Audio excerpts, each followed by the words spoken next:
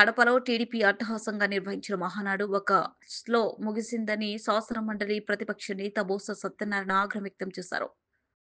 Visakhapatnam camp కార్యాలయంలో మీడియాతో మాట్లాడుతూ ఎన్నికలకు ముందు చేసిన మోసంను ఏడాది పాలన తర్వాత మరోసారి ఈ మహానాడు ద్వారా మోసం చేసేందుకు ప్రయత్నించారని మండిపడ్డారు. మహానాడు ద్వారా ఈ రాష్ట్ర ప్రజలకు అధికార పార్టీగా తెలుగుదేశం చెప్పిందో స్పష్టం చేయాలని డిమాండ్ చేశారు.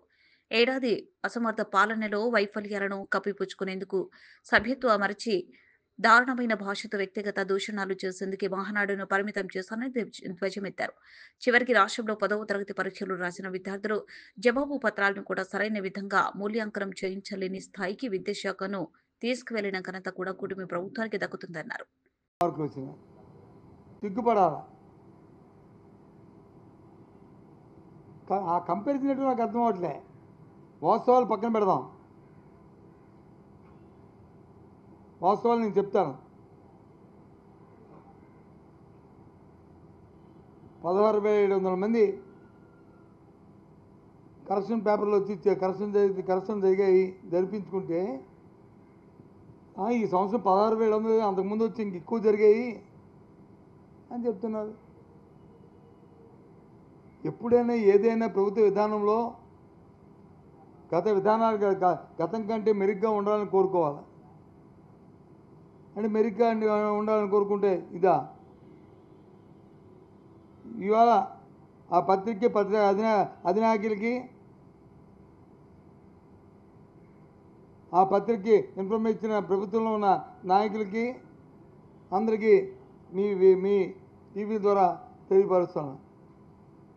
ఈ పత్రికా సమావేశం ద్వారా రాష్ట్ర ప్రధానికి కూడా తెలియపరుస్తాను. ఏ రోజైనా సరే 5,000 సంఖ్యకు ఒక్క విద్యార్థి అనేది ఎక్కువ మందికి కరెక్షన్స్ వచ్చే ఆలోచించమని కోరుతున్నాను. తీయండి లెక్కలు. రండి, నేను వస్తాను మీ రివ్యూకి. నన్ను పిలవండి, మీ రివ్యూకి వస్తాను. పెట్టండి అధికారులు అందరూ. నేను యాజ్ అపోజిషన్ లీడర్ కెపాసిటీలో నేను వచ్చి పాల్గొంటాను. ఇదేదో ఛాలెంజ్ల కోసం కాదు, వ్యవస్థను సరిదిద్దడానికి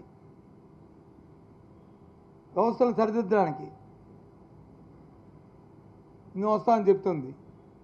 అంతేకాదు, ఎప్పుడు కూడా 20 మార్కులు వచ్చి మళ్ళీ 90 మార్కులు అనేది ఎప్పుడు ఏ స్థాయిలో కూడా ఎప్పుడు కూడా రాలే.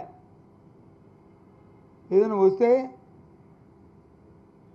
1, 2, 3 మార్కులు వచ్చి ఈ లెక్కలో అటు ఇటు కరెక్షన్స్లోనో లేకపోతే కౌంటింగ్లోనో తప్పులు వస్తే అది కూడా తప్పని చెప్పి ఎన్నో సందర్భాల్లో మేము చెప్పాం. చేసుకున్న మీద చర్య తీసుకోవాలని చెప్పాం. కానీ ఇదేంటండి ఇది? అంటే ఎంత నిర్లక్ష్యంగా